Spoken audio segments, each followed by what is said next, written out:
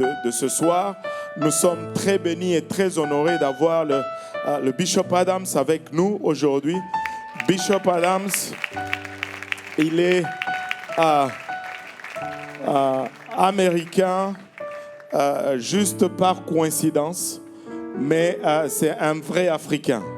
J'ai dit de lui que s'il parlait en arrière d'un mur et que tu ne le voyais pas, tu vas croire que c'est un papa africain qui parle. Parce qu'il a l'accent, c'est les Yovo, oui, voilà. C'est notre Yovo, alléluia, favori. Il a travaillé au Togo pendant très très longtemps. Et je sais qu'il a une parole pour nous aujourd'hui. Bishop, nous t'aimons beaucoup.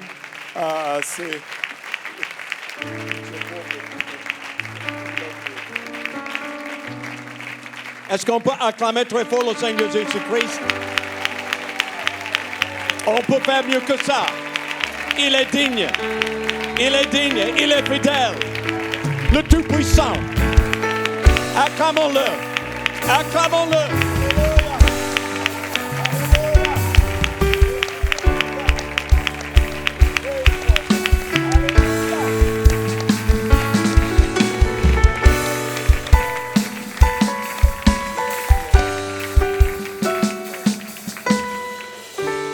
Amen. Que Dieu vous bénisse. Vous pouvez vous asseoir au nom de Jésus-Christ. Je vous salue tous dans le nom précieux de Jésus, le seul nom qui sauve. Jésus est le seul nom qui sauve. Amen. Amen. J'avais peur une minute là. Je me suis demandé, est-ce que je suis dans une église apostolique ou bien dans une église? Alléluia. Jésus est notre sauveur. Amen. Amen. Je suis très, très heureux et même béni d'être avec vous ce soir. Et je bénis le Seigneur pour cette occasion de venir encore à la conférence francophone pour l'Amérique du Nord. Mais je ne dis pas seulement pour l'Amérique du Nord, mais pour le monde entier. Pour le monde entier. Pourquoi je dis ça pour le monde entier? Parce que je sais que dans ce lieu, il y a des nationalités, beaucoup de nationalités différentes, et avec des familles chez nous, partout en Afrique et même dans d'autres pays dans le monde aussi. Amen. Je remercie le Seigneur pour cette occasion, pour tout et chacun de vous. Et je vous salue de la part de vos frères et sœurs, tous les pasteurs et tous les fidèles dans la grande région de l'Afrique. Maintenant, par la grâce de Dieu, cette Église et cet évangile apostolique est prêché dans plus de 45 ou bien 46 nations africaines. Alléluia. Alors, je vous remercie parce que à cause des églises comme celle-ci et les églises que vous représentez ici, c'est par vos efforts que l'Évangile est prêché partout dans le monde aujourd'hui. Et nous bénissons le Seigneur parce qu'en Afrique, comme vous le savez, nous avons vu de grands réveils et la moisson est grande, mais franchement et honnêtement, nous n'avons pas encore vraiment touché la moisson en Afrique et dans d'autres lieux dans le monde. Alléluia. Parce que, comme la Bible dit, la moisson est grande. Dites à ton prochain, la moisson est grande. Dites à lui encore que, et moi, je dois jouer un part. Je dois faire mon part. Alléluia. Alléluia. Donc, je bénis le Seigneur. Je suis très, très heureux et béni d'être avec notre leader supérieur, notre leader excellent. Je parle de pasteur Paul Graham.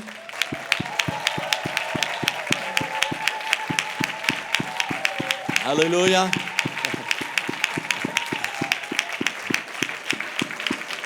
Amen. Pasteur Graham, nous t'aimons. Nous t'aimons. Et nous sommes vraiment bénis. Et je le connais un peu, mais vous le connaissez mieux que moi, mais je le connais un peu. Il n'aime pas que nous disions de telles choses comme ça. Ils n'aiment pas ça. Ils n'aiment pas ça. Pas du tout.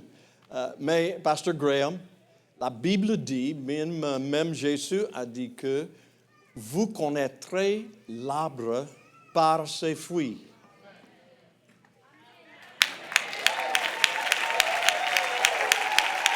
Tu ne peux pas, Pasteur Graham, tu ne peux pas renier. Tu ne peux pas renier.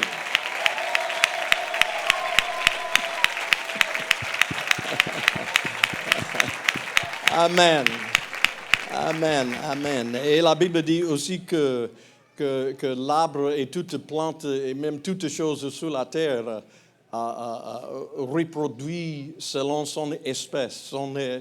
Et voilà maintenant les gens apostoliques qui aiment la doctrine apostolique, qui aiment la vérité, la parole de Dieu. Merci, Pasteur Graham, et que le Seigneur te fortifie, qu'il te bénisse de plus en plus. Amen. Amen. Je me suis souvenu, j'ai rappelé ce soir de la toute première fois que je suis venu ici. Ce n'était pas dans ce lieu, c'était dans l'ancien temple non loin d'ici. Et c'était en 1994. Et la conférence francophone. Et vraiment, je crois que peut-être le vendredi nuit ou bien samedi nuit, on a vu peut-être le nombre comme dans cette section ici. Et voici. Voyons, regardons. Nous donnons toute la gloire à notre Seigneur Jésus-Christ.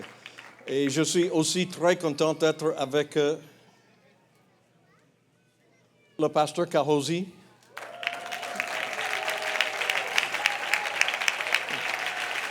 Alléluia. Alléluia. Amen.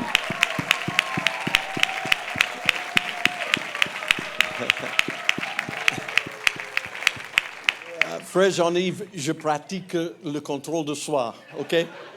Il comprend. Pasteur Kahosi, nous t'aimons beaucoup. Toi et Maman Kahosi aussi. Alléluia.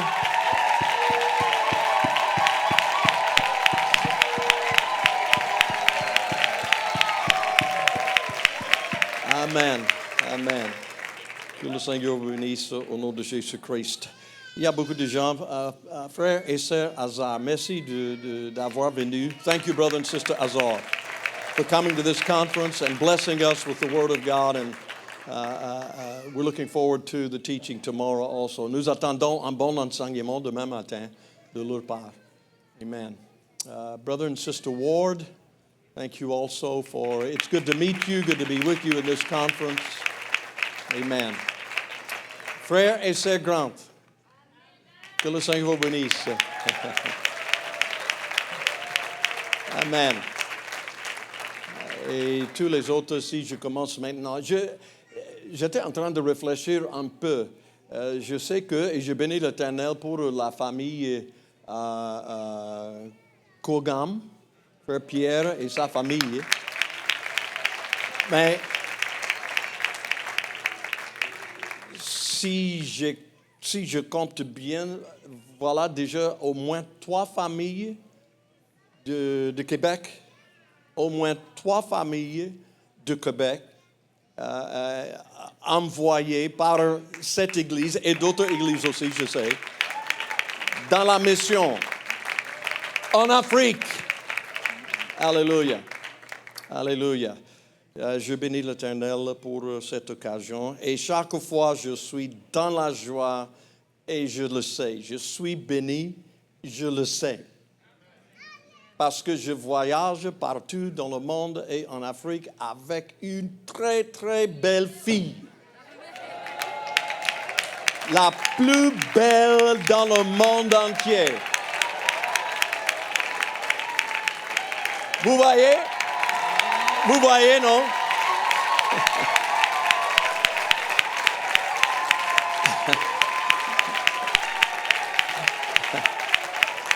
Amen. Amen. Je l'aime beaucoup. Et il y a quelques jours, nous nous sommes trouvés dans un restaurant et la servante qui a servi notre table, elle est venue et elle a demandé, parce que c'était le matin et nous avons commandé quelques petits déjeuners et de café.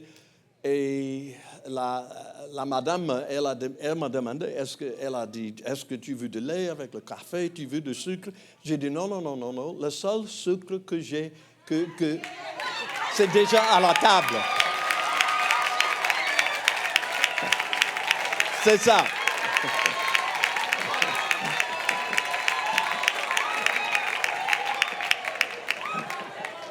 Le seul sucre dont j'ai besoin est déjà à table. Amen. Amen. Amen. Est-ce qu'on peut clamer encore le Seigneur Jésus-Christ? Alléluia. Alléluia. Thank you, Jesus. Merci, Seigneur. Merci, Jésus. Merci, Jésus. On va aller dans la parole de Dieu, 1 Corinthiens chapitre 1, le verset 10. 1 Corinthiens chapitre 1, verset 10. Et nous allons entendre la parole de Dieu. 1 Corinthiens chapitre 1, verset 10. Et la Bible nous dit, l'apôtre Paul a écrit, « Je vous exhorte, frères, par le nom de notre Seigneur Jésus-Christ, à tenir tous un même langage et à ne point avoir de division parmi vous, mais à être parfaitement unis. » Dites ça, parfaitement unis. À être parfaitement unis dans un même esprit et dans un même sentiment. La Bible anglaise dit ici, to be perfectly joined together. Français, à être parfaitement, pas seulement unis, mais parfaitement unis. Amen. Alors, le titre de mon message ce soir, tout simplement, ensemble. Ensemble. Regarde à ton prochain, à gauche et à droite, et dis-leur ensemble. Dites-leur, allons ensemble. Travaillons ensemble. Évangélisons ensemble. Allez à l'avant ensemble. Amen. Que Dieu vous bénisse. Vous pouvez vous asseoir au nom de Jésus-Christ.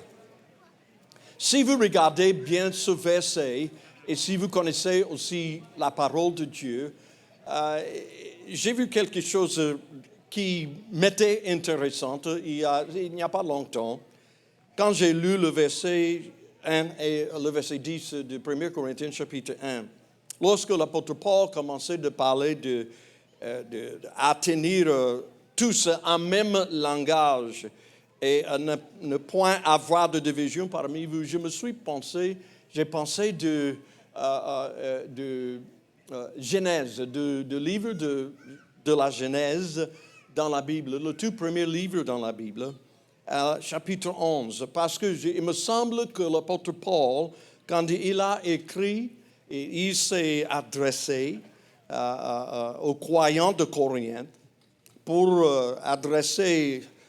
s'adresser aux divisions qui existaient parmi l'Église, ou bien parmi les églises, ou parmi les croyants de Corinthe. Il me semble que l'apôtre Paul a pensé de Genèse chapitre 11, du premier verset au 9e verset. Je ne vais pas lire tous ces versets, mais je crois que vous connaissez déjà les versets.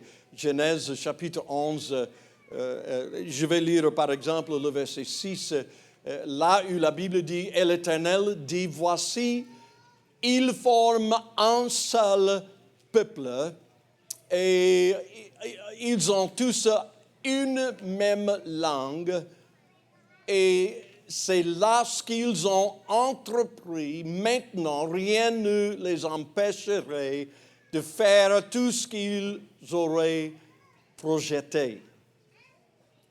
Dans ces versets, la Bible dit que toute la terre avait une seule langue et les mêmes mots. Maintenant, lorsque l'apôtre Paul a parlé il s'est adressé à l'église à Corinthe, il n'a pas dit ça exactement de la même manière. Encore, je vous dis que Genèse chapitre 11, verset 1, dit que toute la terre avait une seule langue et les mêmes mots. Est-ce que vous savez que nous pouvons parler la même langue et nous pouvons répéter aussi les mêmes mots sans être unis et sans être vraiment ensemble? Alléluia.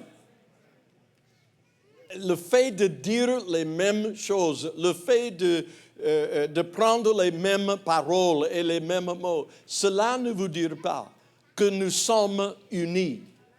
Cela ne vous dit pas que nous sommes parfaitement unis dans le Seigneur. Alléluia. Mais je veux nous rappeler ce soir que si nous allons atteindre le monde avec, et laissez-moi dire, si nous allons atteindre la francophonie dans le monde où nous vivons aujourd'hui, avec cet évangile, il faut que nous soyons parfaitement unis. Alléluia. Peut-être nous avons des moyens différents de dire les mêmes choses, parce que nous venons de plusieurs nations, de plusieurs pays, plusieurs cultures. Alléluia. Mais nous pouvons avoir un même langage. Alléluia. Et je crois que l'apôtre Paul, il pensait de la construction de la tour de Babel. Là, nous trouvons cette histoire en Genèse chapitre 11. Et encore, je répète le verset 6, et l'Éternel dit, parce qu'un peuple uni, vraiment uni, un peuple uni aura l'attention de l'Éternel. Alléluia. Parce que ce peuple, en Genèse chapitre 11, tout à fait uni, une seule langage, les mêmes paroles, les mêmes mots. Et ils ont maintenant fait un projet, ils ont établi un plan pour construire une ville à leur propre nom, pour construire une tour, pour atteindre le ciel. Et voilà, l'Éternel a dit que voici un peuple uni. Voici un peuple. Ils disent la même chose, le même langage, les mêmes mots, parfaitement unis. Et l'Éternel a dit, et nous souvenons-nous que le projet qu'ils avaient fait, ce n'était pas pour la gloire de Dieu, ce n'était pas selon la volonté de Dieu, c'était contraire en fait à la volonté de Dieu. Parce que Dieu avait dit à Noé et à ses fils, lorsqu'ils descendaient de l'arc après le déluge, l'Éternel leur disait de se disperser partout dans le monde. Mais voici déjà en Genèse chapitre 11, ils se sont regroupés dans une plaine.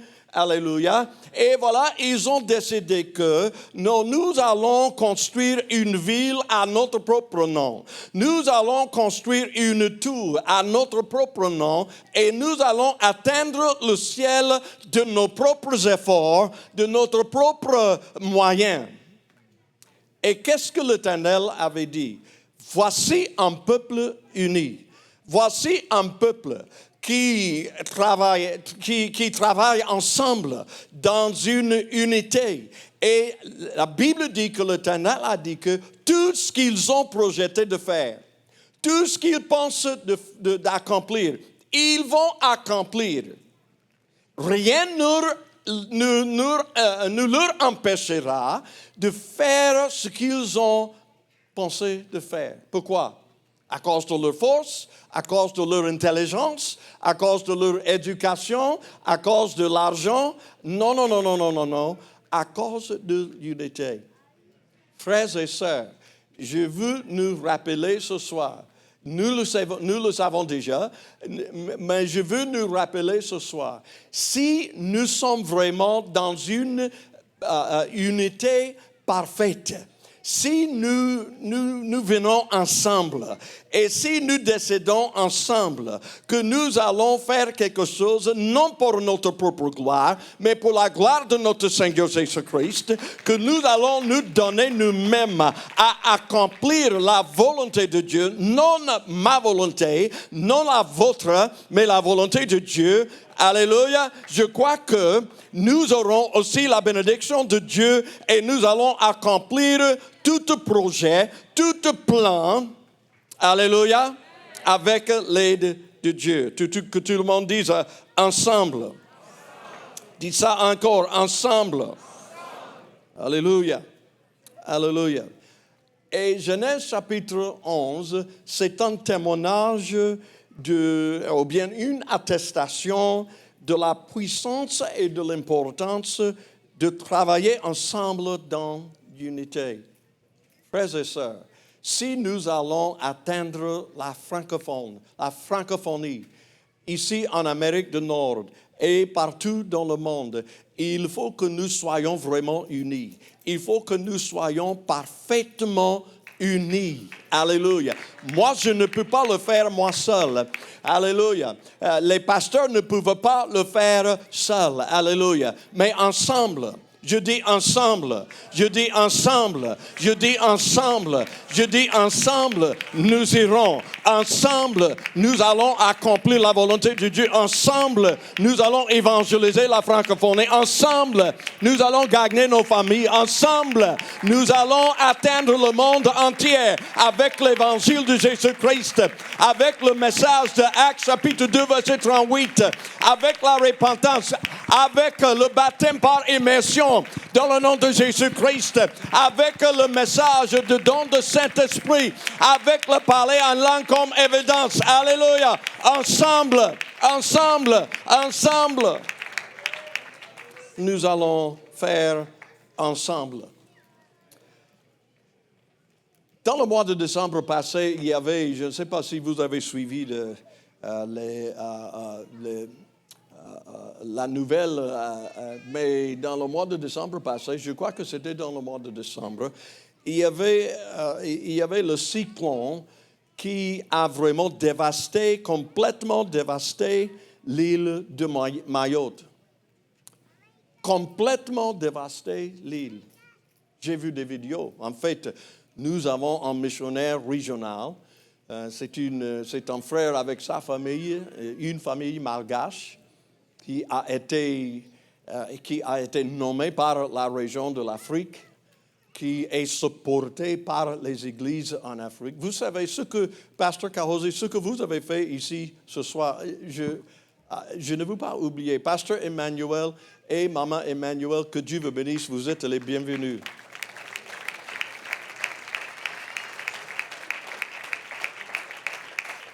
À Lubumbashi, non? Ah, c'est une belle ville. C'est une très belle ville. Alléluia. Et on m'avait dit que, je crois que hier, ou bien c'était ce matin, que vous avez eu un petit problème à la frontière pour traverser la frontière. Bienvenue. Bienvenue. Maintenant, vous savez comment nous sentons aussi lorsque nous voulons traverser les frontières à la RDC, ou bien le Togo, ou bien le Ghana, ou bien le Kenya, ou bien la Tanzanie, ou bien partout dans le monde. On connaît bien cette chose-là. Alléluia. Bienvenue. Alléluia. Mais le cyclone a complètement dévasté l'île de Mayotte. J'ai vu des vidéos. En fait, notre pasteur Tiana, avec sa famille, une famille malgache, et comme je viens de le dire, nommée par les églises en Afrique, complètement supportée par les églises en Afrique. Ce que vous avez fait ici ce soir, les PIM, pour supporter la famille Kogam. Les églises en Afrique font la même chose. Les églises en Afrique font la même chose. Et le pasteur Tiana, il a fait une vidéo. Après le cyclone, il a fait une vidéo de 360 degrés. Il s'est tenu à un endroit et il commençait la vidéo. Il m'a envoyé la vidéo. La dévastation, la destruction, les maisons, là où il y avait des maisons, maintenant il n'y a que la destruction partout. Jusqu'à ce que maintenant, lorsqu'il était au point de finir le siècle, les 360 degrés, tout juste avant de revenir là où il a commencé, il a dit ceci, et voici notre maison.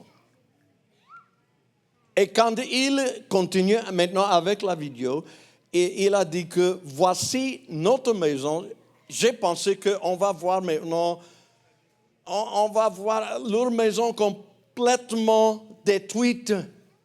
Mais quand il a dit, et voici notre maison, à mon surprise, la maison était toute en bonne forme.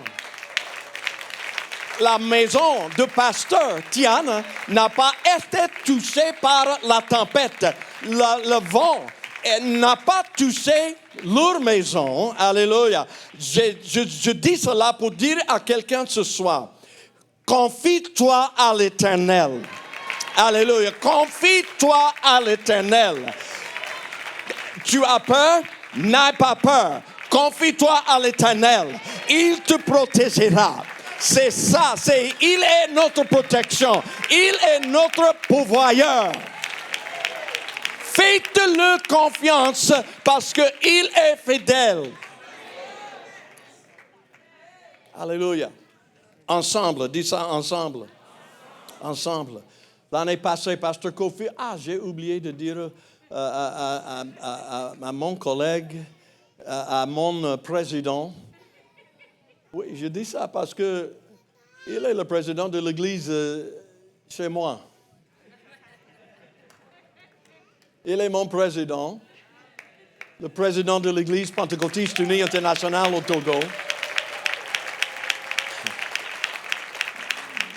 Pasteur Haile Mausi Kofi, avec la sœur Léa, alléluia, nous vous aimons beaucoup. Et nous bénissons l'Éternel de votre vie. Vous savez, j'ai eu le privilège de travailler main à main avec ce couple depuis, maintenant, depuis 1996, comme ça, 1996. Lorsqu'il a commencé l'église, j'ai dit à quelqu'un hier, lorsqu'il a commencé l'église chez lui à Didougomé, c'est un quartier à Lomé, et lorsqu'il a commencé l'église à Didougomé, je me souviens bien, il était en ce moment, il était étudiant à l'école biblique au Ghana. Pourquoi au Ghana? Parce qu'il parle anglais, comme vous le savez déjà. Il était étudiant à l'école biblique. Déjà, il a commencé une église sous l'orangier. Est-ce que je mens? Ce n'était pas même un grand orangier, mais sous l'orangier, il a commencé une église. Aujourd'hui, je ne sais pas, mais déjà aujourd'hui, je crois que de cette église, il a déjà implanté combien? 16 églises, 12 églises ou 16 églises? 15 églises au local. L'église a commencé sous l'orangier. Alléluia. À Dieu soit la gloire. Ensemble, nous pouvons faire une différence. Alors, Pasteur Kofi, Sœur Léa, nous vous aimons beaucoup. Merci de votre fidélité. Merci de votre travail. Merci de toutes choses que il est aussi il est mon directeur à l'école biblique, à l'Institut biblique pentecôtiste international au Togo. Si je commence maintenant à nommer les titres et les responsabilités qu'il porte, c'est beaucoup. Alléluia. Ensemble. L'année passée, le mois d'octobre, nous avons, parce que chaque 5 ans en Afrique, nous faisons une conférence pour les leaders apostoliques. Nous appelons la conférence des leaders de l'Afrique, de toute l'Afrique. Donc l'année passée, le mois d'octobre, au moins quelque chose, à peu près 40 pays envoyaient leurs bureaux nationaux, les membres du bureau nationaux, à Johannesburg, en Afrique du Sud, pour cette conférence des leaders de toute l'Afrique. Et à peu près 300 leaders apostoliques descendaient à Johannesburg pour cette conférence. Et on a fait vraiment un bon temps ensemble dans la présence de Dieu. Et on a reçu une offrande missionnaire lors de la conférence des leaders de l'Afrique.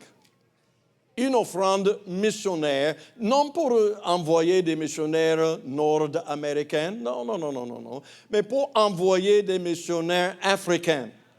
Alléluia. Alléluia. Et l'offrande que nous avons reçue le mois d'octobre passé était vraiment incroyable. C'était la plus grande offrande que nous avons jamais vue en Afrique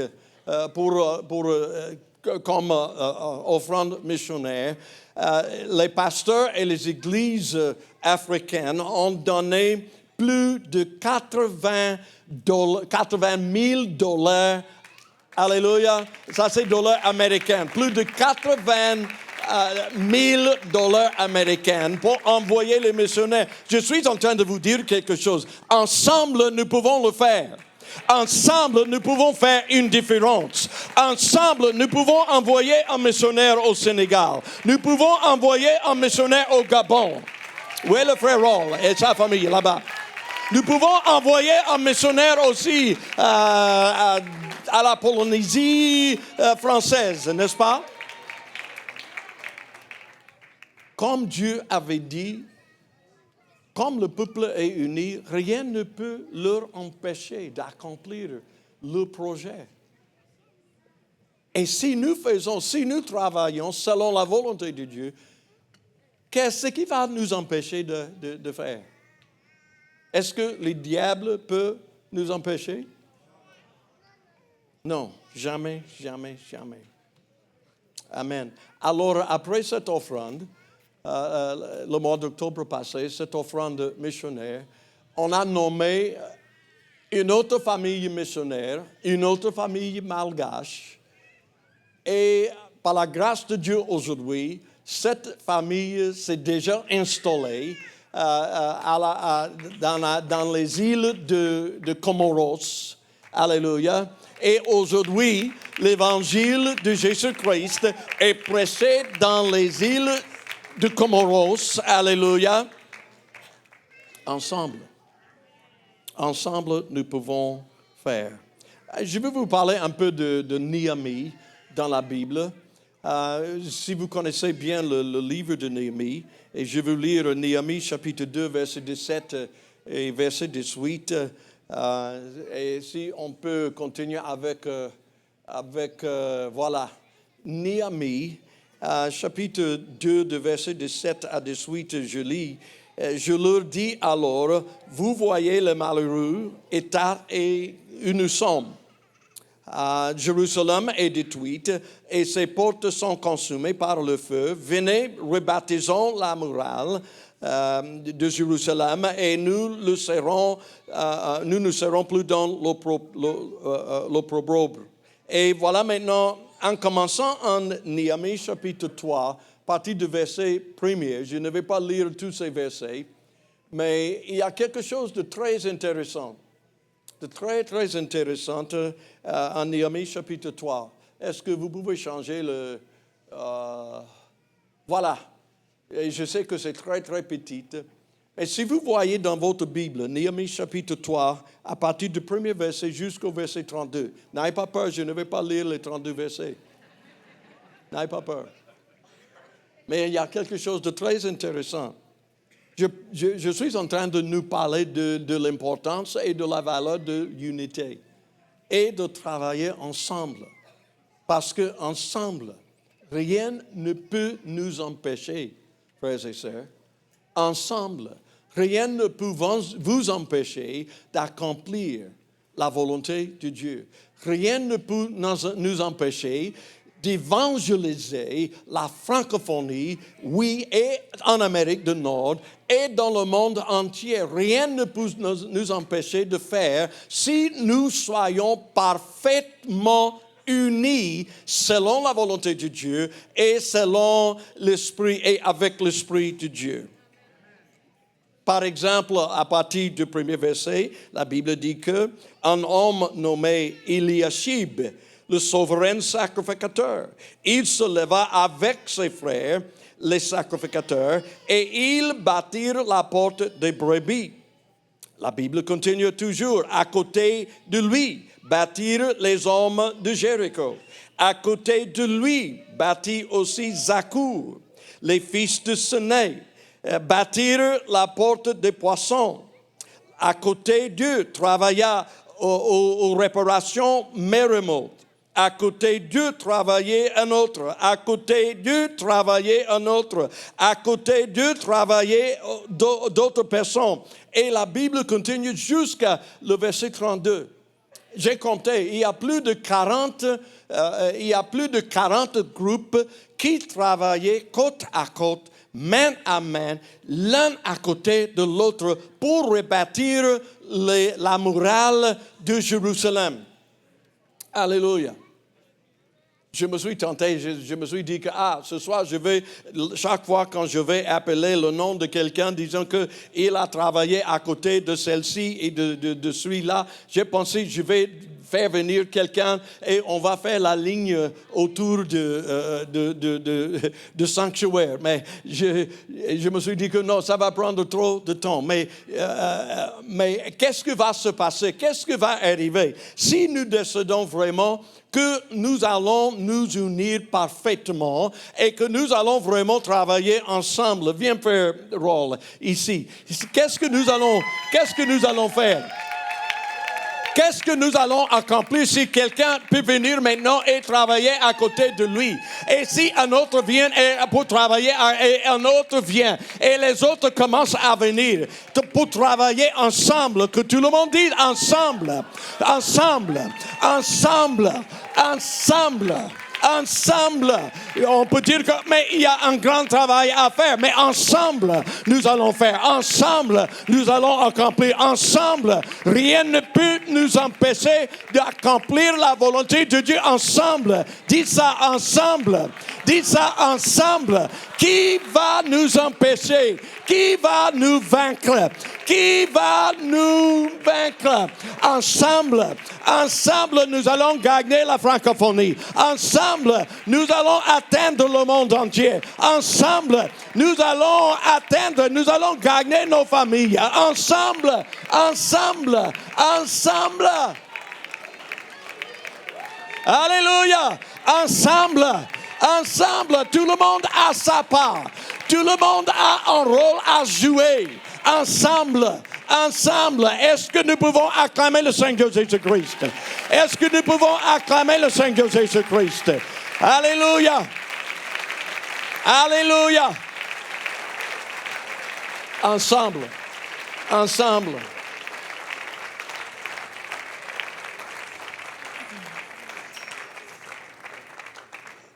Avant qu'ils nous reprennent leur place. Et la Bible dit en Néhémie chapitre 6, le verset 15, la muraille fut achevée le 25e jour du mois d'Élul en 52 jours.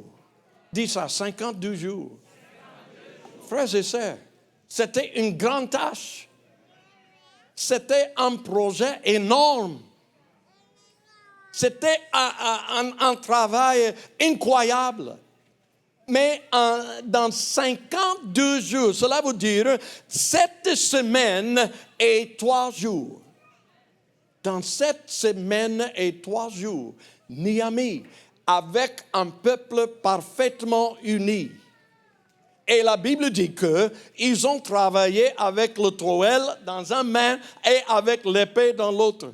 Parce qu'ils devaient maintenant combattre l'ennemi en même temps qu'ils étaient en train de construire la muraille. Mais rien ne peut nous empêcher d'accomplir notre tâche et notre mission si nous travaillons ensemble. Dis ça encore, ensemble. Que Dieu vous bénisse, veuillez vous asseoir. Acclamons le Seigneur Jésus-Christ. Ensemble. Ensemble.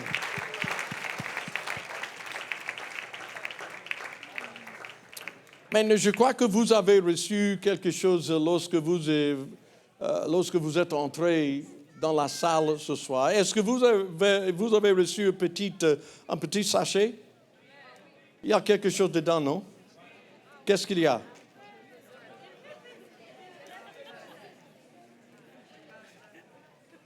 Il y a c'est un morceau, ou bien une pièce, non? Une petite pièce d'un puzzle. Est-ce que vous savez que chaque pièce, est-ce qu'on peut avancer avec le PowerPoint, s'il vous plaît? Voilà. Est-ce que vous voyez maintenant? Non, l'autre. Voilà, parfait. Est-ce que vous voyez l'image là? Chacun de vous tenez maintenant, vous tenez une petite pièce de cette image. Regardez à la petite pièce. Vous tenez une pièce de cette image. C'est une belle image, non? C'est très belle. C'est très belle. Et chacun de vous tenez maintenant une pièce. Et vous êtes en train maintenant de voir les couleurs, vous êtes en train de voir où est-ce que, à quelque part ici. Mais je veux vous montrer quelque chose. Tout comme vous tenez en main maintenant une pièce de cette image, ce puzzle. Si vous commencez de ramasser, je sais ce que je ne suis pas prophète ni fils de prophète, mais je peux prophétiser ce que vous allez faire après le culte ce soir. Vous allez vous regrouper à quelque part. Venez, on va essayer de mettre tout ensemble. Mais tout comme vous tenez en main maintenant une petite pièce de cette image, de ce puzzle, de la belle image ici, tout chacun de vous a aussi un rôle à jouer dans le corps de Christ. Chacun de vous. Vous jouez un rôle essentiel. Vous savez, le Dieu que nous servons, il est tout à fait parfait. N'ayez pas peur, il est parfait. Il fait toutes choses de bon. Il nous a créés tels que nous sommes. Il nous a donné les dons et les talents. Il nous a placés là, dans la terre, là où il a voulu. Alléluia. Il a créé et il nous a donné des dons et des talents différents. Il nous a donné des habiletés qui se diffèrent les uns les autres. Mais écoutez bien, il n'a jamais créé une personne inutile.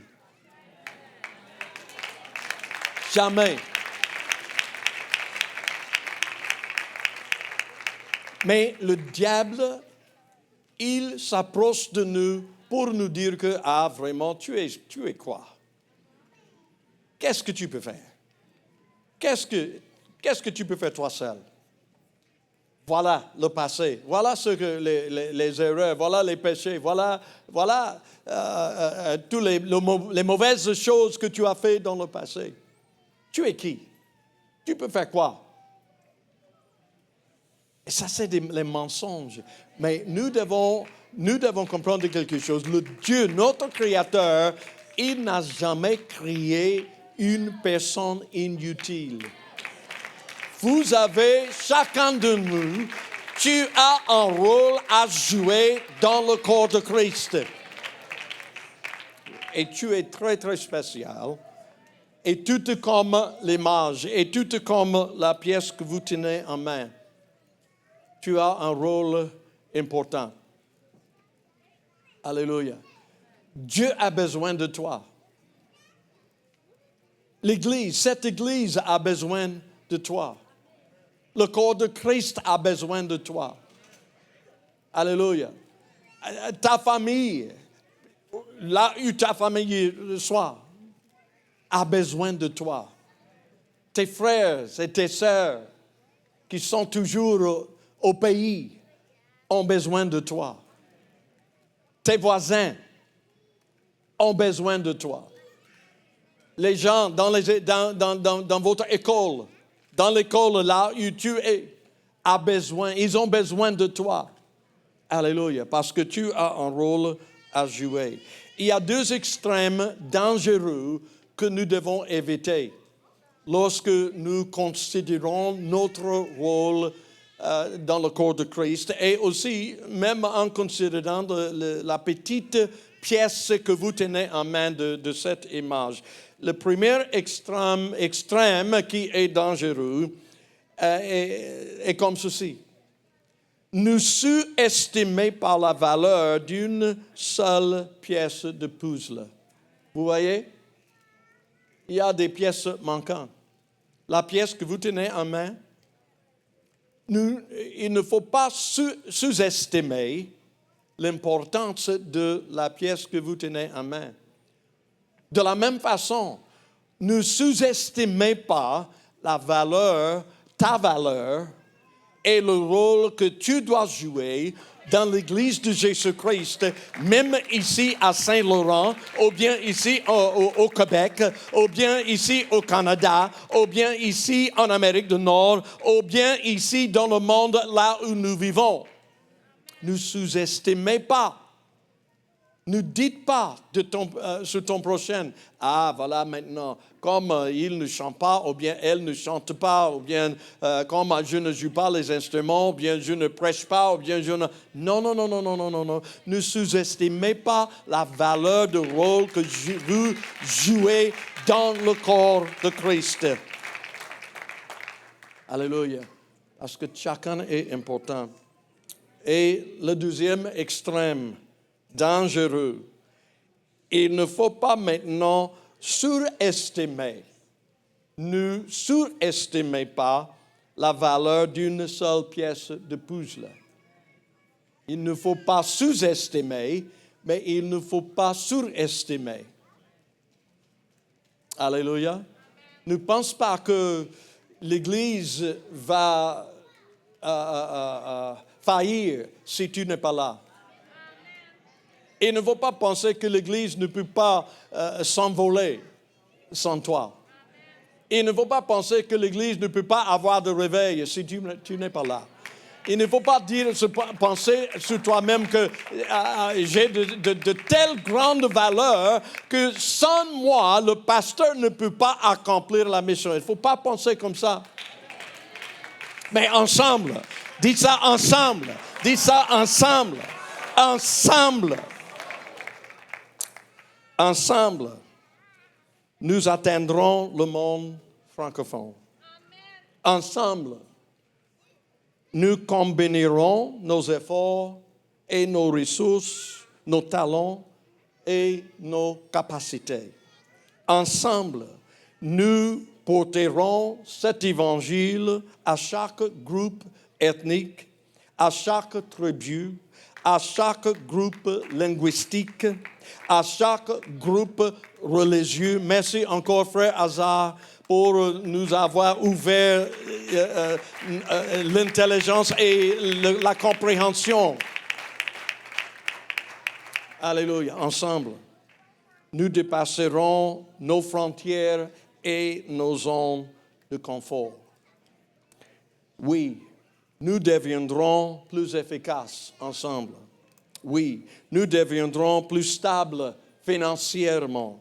Alléluia. Si chacun de nous contribue notre part et chacun fait sa part. Nous deviendrons de meilleurs intendants des bénédictions que Dieu nous envoie. Nous deviendrons de meilleurs intendants des bénédictions et nous deviendrons de meilleurs intendants des ouvriers que Dieu appelle pour sa moisson. Alléluia. Et pour finir ce soir, aujourd'hui, j'ai causé un peu avec les frères en allant, en circulant en ville. Et il y a trois mots que nous devons comprendre bien. Et nous devons comprendre aussi comment employer, ou bien comment mettre ces mots en pratique. Et le premier mot est la dépendance. La dépendance. Il est tout à fait normal et naturel, la dépendance. Par exemple, la dépendance, les enfants dépendent de maman, n'est-ce pas? Ça, c'est normal, ça, c'est tout à fait naturel. Mais quant à l'Église et quand nous parlons du corps de Christ, nous ne devons pas penser que l'efficacité et le succès et la réussite de l'Église dépendent totalement de moi-même. Alléluia. Il y a aussi l'indépendance.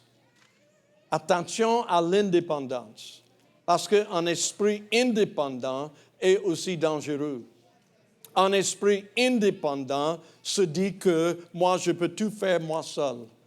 Je n'ai pas besoin de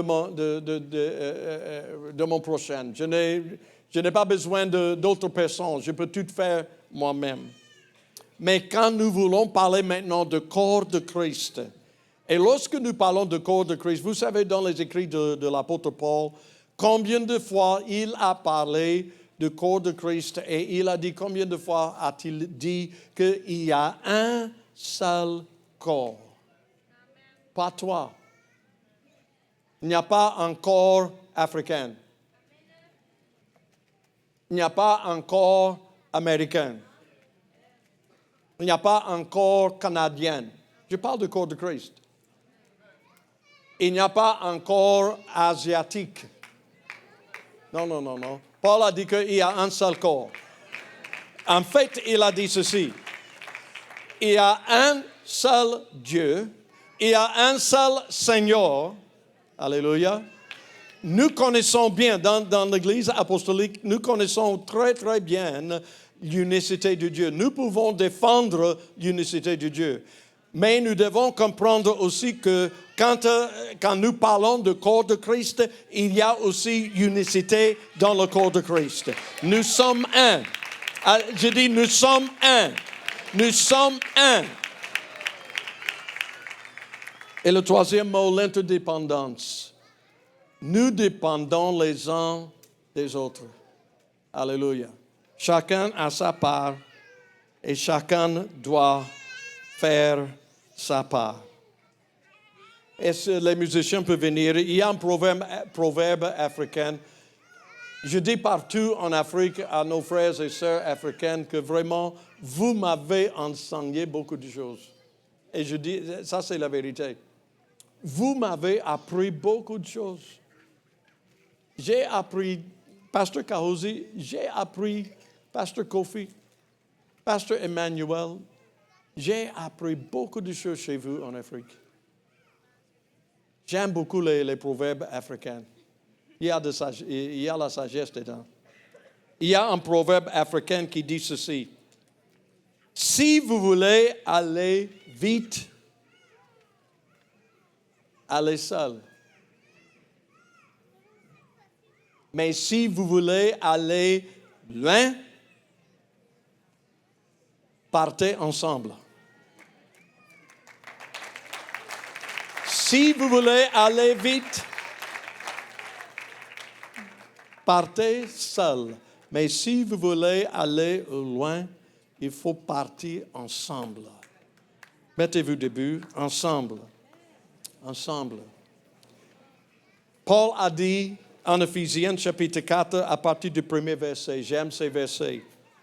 Je vous exhorte donc, moi le prisonnier, dans le Seigneur, à marcher d'une manière digne de la vocation qui vous a été adressée.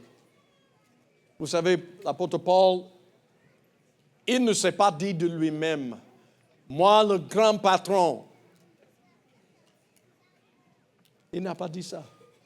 Il ne s'est pas dit de lui-même, ah, moi le grand apôtre. Non, non, non. Mais il s'est dit de lui-même, le prisonnier du Seigneur. Et quand il a dit prisonnier, il n'a pas parlé d'un prisonnier, Pasteur Kofi, qui est maintenant enfermé dans une prison.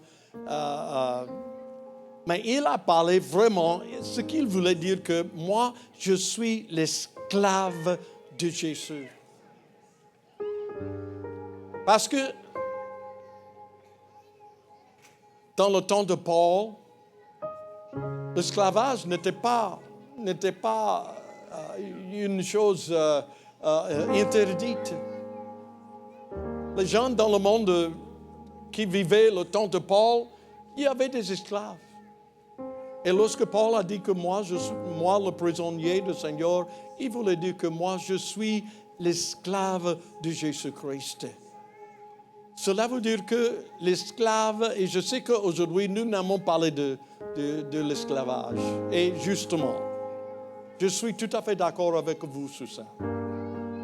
Mais dans le temps de Paul, quand il a dit que moi je suis l'esclave, je suis le prisonnier du Seigneur, cela veut dire que l'esclave, il a déjà renié ses propres droits.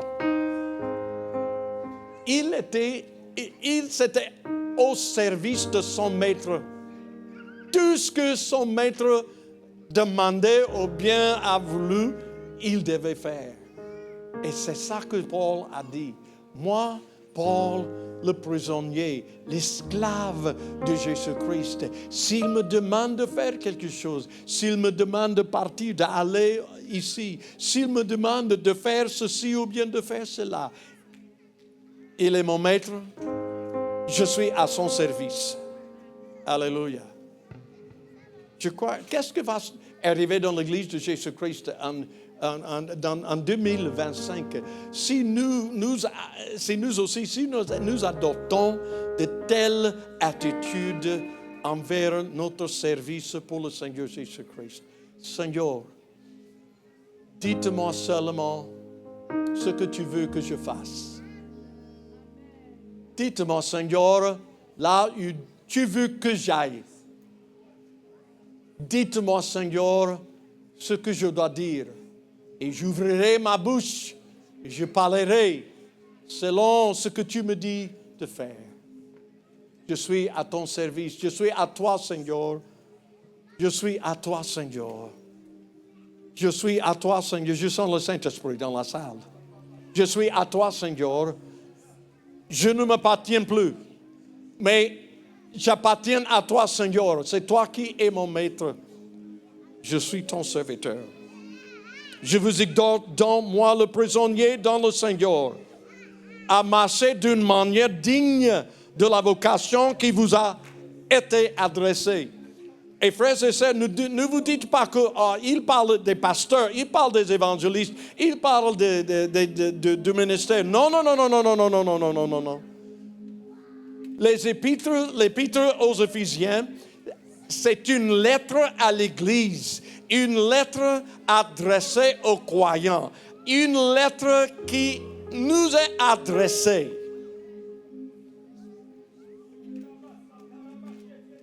À marcher d'une manière digne de la vocation qui vous avait été adressée. Comment? Voilà, le premier verset nous dit ce que nous devons faire. Nous devons marcher d'une manière digne de la vocation que Dieu nous a adressée. Comment? Comment faire? Comment marcher de cette manière? En toute humilité et douceur. Pas avec la pensée haute, pas avec un esprit orgueilleux, mais en toute humilité et douceur, avec patience. Pourquoi patience? Parce que nous tous, nous sommes différents. Nous devons avoir de patience les uns envers les autres. Aucune personne dans cette salle n'est parfaite.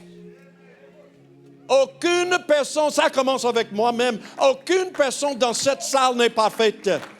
Il y a un qui est tout à fait parfait et son nom est Jésus.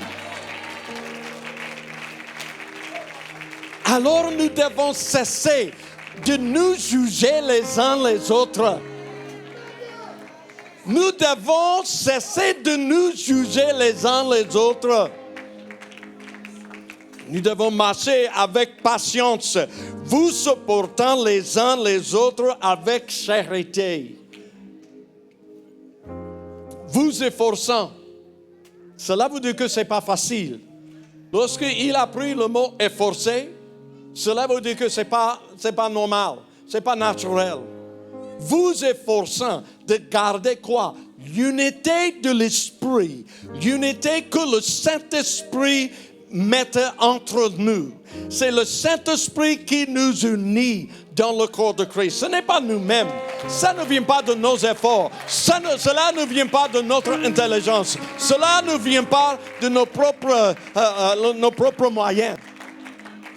Nous efforçons de garder l'unité de l'esprit. Alléluia. Par le lien de la paix. Ensemble. Je me souviens de... La Bible nous dit que, je crois que dans le livre de Marc, la Bible dit que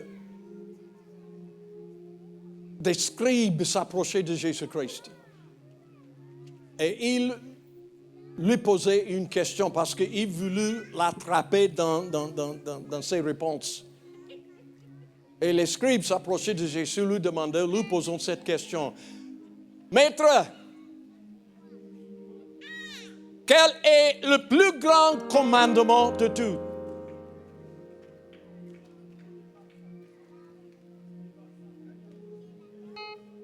Et Jésus lui répondait correctement. Et il a dit ceci, le plus grand de tous les commandements. Écoutez Israël, le Seigneur, ton Dieu est le seul, il est unique, il est le Tout-Puissant, c'est lui. Il est le seul. Et tu dois l'aimer avec tout ton cœur, avec tout ton esprit, avec toute ton intelligence, avec toute ta force. Et lorsqu'il commençait de répondre comme ça, je crois que les scribes, ils voulaient acclamer Dieu. Ah, bon travail, tu as bien répondu. Mais Jésus ne s'est pas arrêté par là. Alléluia. Et je dis chaque fois que le Seigneur, il leur donnait plus qu'ils avaient demandé. Alléluia.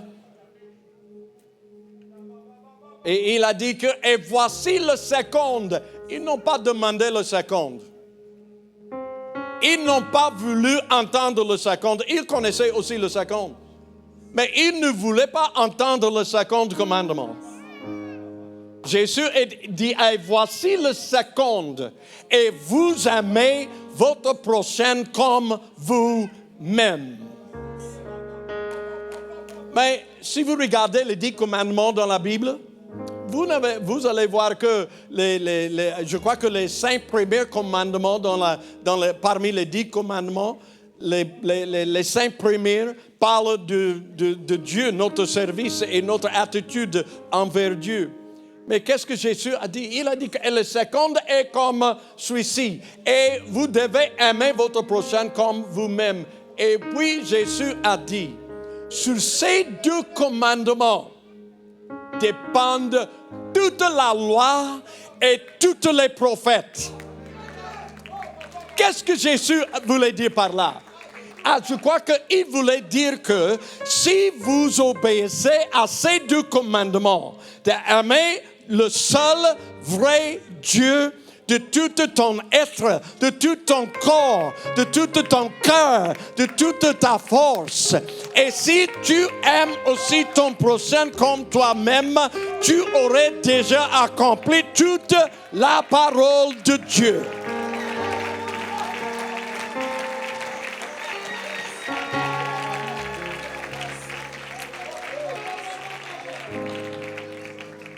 Est-ce que c'est vrai que toute la parole de Dieu dépend de ces deux choses que Jésus a dit? D'aimer le seul vrai Dieu. Vous savez, frères et sœurs, nous sommes apostoliques dans la salle. Nous pouvons expliquer, nous pouvons défendre, nous pouvons définir l'unicité de Dieu dès le matin jusqu'à la nuit. Nous pouvons dire les choses correctement quant à l'unicité de Dieu. Alléluia. Mais je peux dire que bravo, félicitations, Église apostolique, Église pentecôtiste unie internationale, bravo, félicitations de notre défense de l'unicité de Dieu. Mais quant au second commandement, je ne suis pas sûr. Je ne suis pas sûr. Vous savez, moi je suis avec vous, je suis parmi vous. J'aime la prédication de l'unicité de Dieu. J'aime la prédication du nom de Jésus. Nous voulons courir, nous voulons danser, nous voulons sauter, nous voulons crier. Mais quand on commence à parler de l'amour fraternel et de comment nous devons nous aimer les uns les autres, je presse toujours l'importance d'être ensemble. Si jamais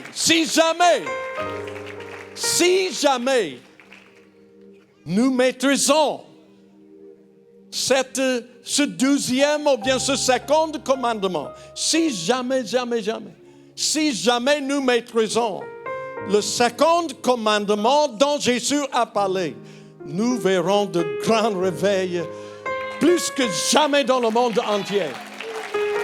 Si nous pouvons cesser de nous juger les uns les autres, si nous pouvons cesser de juger nos voisins, si nous pouvons cesser de juger un peuple à cause de la couleur de leur peau, ou bien à cause de la langue qu'ils parlent, ou bien à cause de leur religion, si nous pouvons cesser de nous juger les uns les autres, et si nous pouvons vraiment nous aimer les uns les autres, comme Christ a aimé l'Église et il s'est donné lui-même pour elle. Ensemble,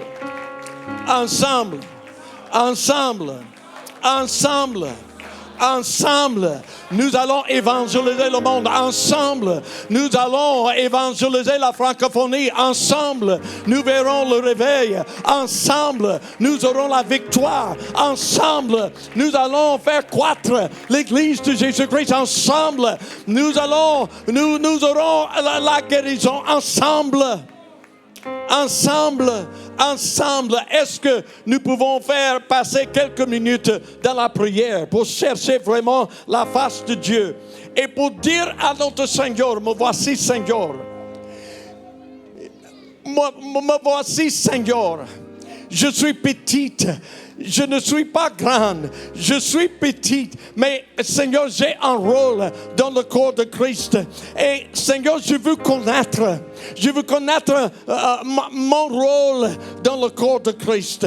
Prions, frères et sœurs. Prions, frères et sœurs. Prions, frères et sœurs. Seigneur, me voici. Seigneur, me voici, Seigneur. Aide-moi, Seigneur. Aie de pitié envers moi, Seigneur. Je ne suis pas parfait, Seigneur. Mais me voici, Seigneur, je me donne à toi. Seigneur, je me donne à toi. Tout ce que tu me demandes, je ferai mon mieux. Tout ce que tu me demandes, je ferai mon mieux, Seigneur. Prions, frères et sœurs. Prions au nom de Jésus. Prions au nom de Jésus. Prions au nom de Jésus. Ensemble nous irons. Ensemble, nous ferons. Ensemble, nous accomplirons. Ensemble, ensemble, ensemble. Et si vous le sentez, priez pour quelqu'un d'autre. Prions les uns pour les autres. Prions les uns pour les autres au nom de Jésus. Au nom de Jésus. Le travail est grand. La moisson est vaste. La moisson est déjà prête. Si tu veux recevoir le Saint-Esprit ce soir, il est dans la salle. Il est déjà là. Tu peux recevoir le Saint-Esprit. Élève tes mains.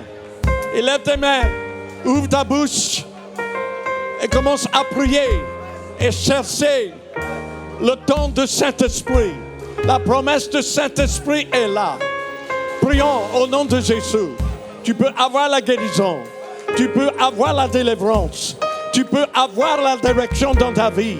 Tu peux avoir la pensée claire.